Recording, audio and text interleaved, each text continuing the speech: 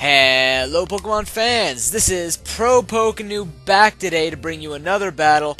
Of course, if you're looking at the date, we are getting close to the end of 2013, so I felt it very appropriate to try and get a battle for you guys to finish off this year, and it happens to be against Dr. Diego. I uploaded a live battle against him I think a couple of weeks ago. But this is a battle that followed afterwards. It's technically a UU match, but I brought my RU team because I only had the one UU team with the Machamp and the Togekiss and stuff like that, and he wanted to play something different, so I decided, hey, you know what? Next closest thing was my good RU team, which I was happy with, so it didn't really matter. RU versus UU, it's 5th gen. I mean, we were just having a lot of fun. But anyways, looking at his team is quite, scary. He's got some bulky guys like Umbreon and Milotic, but at the same time he has some fast guys like Flygon and Crobat, so I have to be very careful of those. One thing that I am noticing is that his Crobat can pretty much scout on most of my team and threaten it with both U-Turn and Brave Bird, so I need to be careful with that and get everything in range so that I can either use Cinccino or Excelgor pretty much to clean up. But as you'll notice in this game, I am very fearful of this Crobat, and I kind of could have played a little bit better.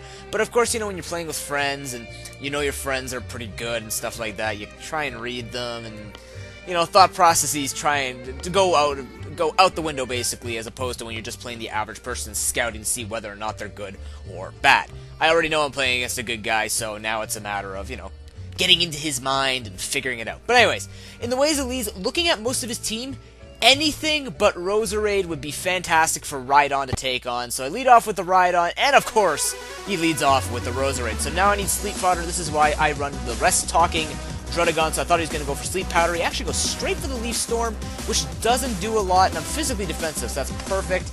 But I'm going to try and go for the Dragon Dance, or Dragon Tail. In case he stays in, I break a Sash, or potential Sash. If he doesn't, I switch him out. He goes into Milotic, I just Dragon Tail him into Parry the Porygon 2, but I'm fearful of the Ice Beam, so I'm going to switch on a Slowking. Eat it up perfectly, no damage whatsoever being done here. But now I am going to go for the T-Wave. As long as he doesn't switch into Flygon, I'm okay with paralyzing anything on his team at this point.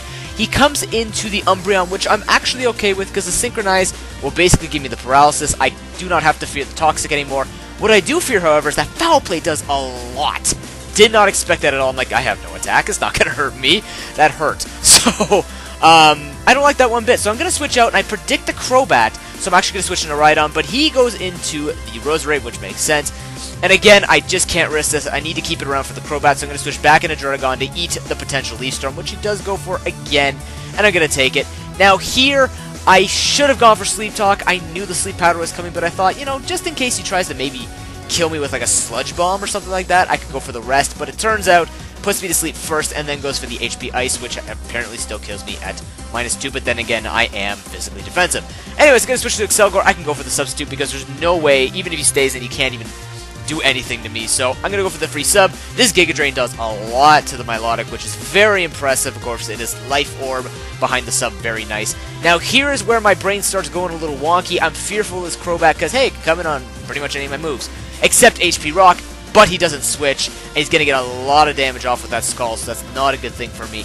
However, I'm like, okay, this time he has to switch it in. He's going to switch into the Crobat. If he doesn't, I'm going to go for the sub anyways, just to scout, because I do have enough HP for it. So he actually switches to the Porygon 2, so that would have been bad. But here I predict the Crobat again, which was a little wasteful, because again, I am behind the sub. You would have to break the sub, so I can safely go for the Bug Buzz, and I still get switch initiative because, hey, I would know. But again, at the same time, if Crobat did come in, that would have been a lot of damage on it. So this whole time, I'm fearing Crobat, because as you're going to see, I go into Gallade, and I actually go for the Psycho Cut, as opposed to the Close Combat, because again, Crobat, come in already, for the love of God! And I'm going to take a lot of unnecessary damage. I should have just gone straight for the Close Combat, because I still have Rhydon, so if Crobat comes in, yeah, go for U-Turn, as long as you don't Brave Bird me.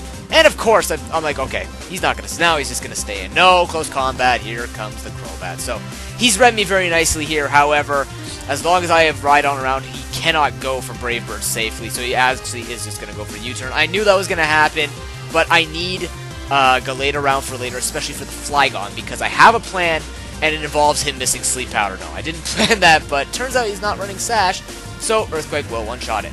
Now, of course, Rhydon does not get Solid Rock, so this Scald is going to be an OHKO.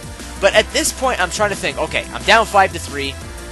This is looking really, really, really, really bad for me. Scarfy comes in. This is my Scarf Cinccino. Scarf Cinccino is pretty much going to put in a lot of work for me here.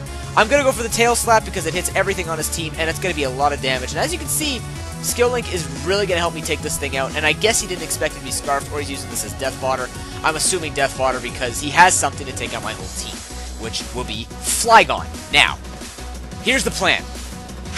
I need to keep this thing alive. Scarfy is my best bet. Outspeeds his whole team, can take him out with Tail Slap. Problem is I need more damage. So first things first, the first thing I need to do is I need to sacrifice my Slowking. Slowking is basically the sacrificial lamb is going to have to do it. Now, when you see a pause, you know something ridiculous is coming out, or something really detailed is coming out. And I'm not proud to say it, but you know what? We've all turned to it before, and you know the type of player I am. I like to hacks people. I like to believe in hacks. Even though I hate it, I don't wish it upon people, I wish it upon people anyway. So, what we're going to have to do is he needs to get the confusion, he needs to get the true turn outrage. Get confused, hit himself in confusion, I send in Gallade, get the Swords Dance up when he hits himself in confusion, I hit him with your Shadow Sneak, get him low enough, and then somehow I pray to God that I hacks him so much I can sweep his entire team with Scarf Cinccino. That would be a New Year's miracle. Nah, Christmas is done. It's a New Year's miracle. Is it possible? Well, we're about to see. So, I go into this thing, I need the 2-turn outrage. That's all I need. He kills off Slowking, and he gets it. Okay, that's a good start. So now he needs to hit himself as I go into Gallade, and I'm going to try and go for the Swords Dance. He hits himself in confusion. I go for the Swords Dance. I go for the Shadow Sneak, and now he can kill me off if he doesn't. Hey, I got a live Shadow Sneak, but unfortunately he breaks through one turn too early. I'm like, hopefully that'll be enough for Scarfy. So now, Scarfy, this is your chance. You have to kill everything he misses. I'm like, oh, God. But I live. Which is like, oh, God, hey, I'm back in this. So, I'm going to Tail Slap. I'm actually going to be outspeeding him. I'm going to kill him because I hit 5 times. It's going to be destroyed. So now it comes down to this. Can I kill a Milotic? Well, I don't know. It's pretty bulky. It's ridiculously bulky. I have no idea. But look, 9% times 5, hey. That's 45%, so that crit really didn't matter. It was dead regardless as long as I do 9%. So that's nice. Scarfy's got me down to 2. But Umbreon is a really bulky guy and can take hits, and he has foul play. So I'm like, okay, fine. I can't kill that. But I can hope for a pair of hacks and keep hitting him with Tail Slaps. Well, it turns out that not only do I get a crit on the 4th Tail Slap, but I also get the para hacks. Which is like, huh? And because you saw 9%, that's 45%. He can't take that, which means, ladies and gentlemen, that now all I have to do is not miss on the P2, and I can take this through complete hacks. It comes down to this. Can I slap this man to death? I slap the man to death. And it's a Christmas haxing, New Year's haxing miracle. Ladies and gentlemen, Scarfy and RNG. That was the next match, Dr. Diego. Comment, rate, and subscribe, everyone. I hope you enjoyed this battle. Very nice, light, and happy upload right at the end of the year. I hope you all have a good ringing in of 2014, and I will see you in the brand new year. I will not be home for the next week or so, so you will not see any activity from me on the internet or on Showdown or anything like that, but you will see me sometime back in January, because if you haven't already noticed, a lot of YouTubers are taking breaks, and this is now my time to take a break, because I will be away. So thank you so much, everyone, for a fantastic 2013, and I will see you in 2014 with fantastic content. Until then, have an excellent end of the year, and peace.